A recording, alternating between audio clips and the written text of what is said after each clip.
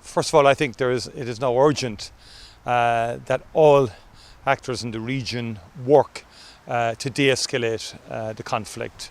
Diplomacy and dialogue is ultimately the only way to resolve these issues. Iran should commit not to develop nuclear weapons and disavow its nuclear and uranium enrichment program.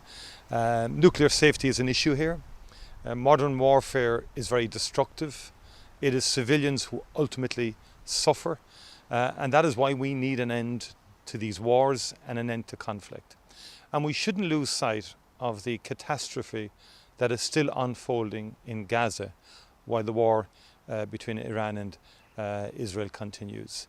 What is happening in Gaza is appalling and in breach of international humanitarian law.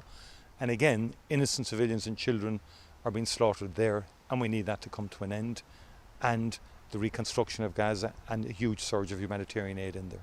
Yeah, I mean, our diplomatic corps are safely out of Iran, and we work with European partners in terms of any Irish citizens who want to leave either Iran or Israel, or indeed the Middle East more generally.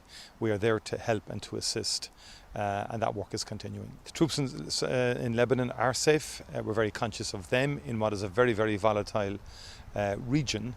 And that is why ultimately de-escalation, dialogue and diplomacy is key, because Iran has been a malign actor, it has to be said, in the Middle East in terms of supporting its proxies in Hamas, Hezbollah and the Houthis.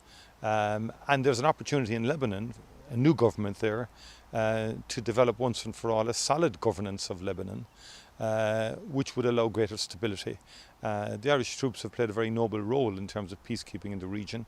We want to continue to contribute as peacekeepers, and I think again stability and good governance is the key to that. I mean, diplomacy should have been allowed an opportunity. I mean, there were talks underway between the US and Iran. Israel launched an attack on Iran. Iran has declared Israel to be an enemy for a long, long time, has committed itself to the destruction of Israel. So we've had the seeds of conflict here for a long time.